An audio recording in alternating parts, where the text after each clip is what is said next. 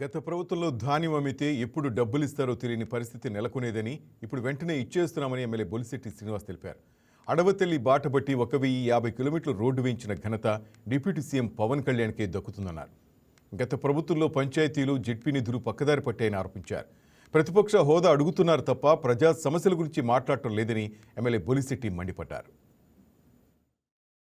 ప్రజల యొక్క శ్రేయస్సు కోసం నిరంతరం పనిచేస్తున్నటువంటి మంత్రులు కానీ చంద్రబాబు నాయుడు గారిని కానీ పవన్ కళ్యాణ్ గారిని కానీ మనం చూసాం. గత ప్రభుత్వంలో ఒక రైతు ధాన్యం తోలితే ఎప్పుడు డబ్బు వస్తుందో తెలియని పరిస్థితి.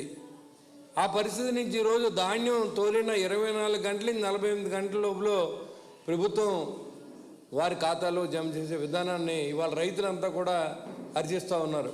మరి పవన్ కళ్యాణ్ గారు అడవి తల్లి బాట పట్టి 1050 కోట్లతో 1050 కిలోమీటర్ల రోడ్లని ఇవాళ వేసిన చరిత్ర ఇంత ముందు ఎన్నడూ కూడా ఏ మంత్రివర్యులు కానీ ఏ నాయకుడు కానీ అడవిలో అటు ఉన్నటువంటి గిరిజనులు ఏ రకంగా పోతున్నారని దృష్టి లేని సందర్భంలో ఆయన పూర్తిగా ఆయన కాలినడకన వెళ్ళి ఆ ప్రాంతం యొక్క గిరిజనుల యొక్క కష్టాలన్నీ తీర్చినటువంటి ఒక మహామనిషిగా మిగిలినటువంటి పవన్ కళ్యాణ్ గారి యొక్క వేసిన అడుగులన్నీ కూడా ఈ రాష్ట్ర ప్రజలు గమనిస్తూ ఉన్నారు. అంతేకాకుండా గడిచిన 5 సంవత్సరాల్లో ఏ విలేజ్కి వెళ్ళడానికి విధ్వంసకరమైన రోడ్లు, ఒక రాజకీయాల్లో ఉన్న సర్పంచ్కి కానీ ఎంపీటీసీ కానీ జడ్పీటీసీ కానీ విలువ లేని పరిస్థితి. అన్ని నిధులు కూడా మరి ఇక్కడ ముఖ్యమంత్రి గారి ఖాతా తెచ్చుకోవడం, ఇక్కడ బట్టలు నిలపడం, అక్కడ ఉన్నటువంటి అన్ని నిర్వీర్యం చేసినటువంటి సందర్భాన్ని మీ అందరికీ తెలుసు. అయినప్పుడు కూడా ఈరోజు అభివృద్ధి ఓ పక్కన జరుగుతూ ఉంటాయి, పోలవరం ప్రాజెక్టుని పరిగెత్తిస్తూ ఉంటాయి, అమరావతి నగరాన్ని ఒక రాజధాని లేని రాష్ట్రంగా చేసినటువంటి మరి మాజీ ముఖ్యమంత్రి వైఎస్ జగన్మోహన్ రెడ్డి గారు ఈరోజు మళ్ళీ మాట్లాడుతూ ఉన్నారు.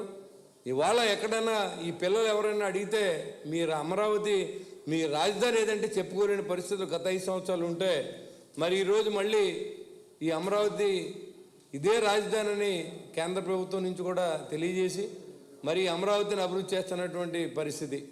మరి ఇవన్నీ కూడా సంక్షేమం కాదని అడుగుతూ ఉన్నాం. రైతును పట్టించుకొని ప్రభుత్వం సబ్సిడీ పూర్తిగా ఏదైతే డ్రిప్ ఇరిగేషన్ ఉందో దాన్ని పూర్తిగా తీసేసిన వైనం. ఇలాంటి పరిస్థితుల్లో ఈ రాష్ట్ర ప్రజలకి ప్రభుత్వం మీద నమ్మకం కలిగించే విధంగా కూటమి అడుగులు పడుతూ ఉంటే ఓ పక్కన మీరు మీ ఇష్టానుసారం మాట్లాడుతూ ఉంటారు. Please subscribe to YK TV Network. Please subscribe to YK TV. Please watch YK News. Don't forget to subscribe YK News channel.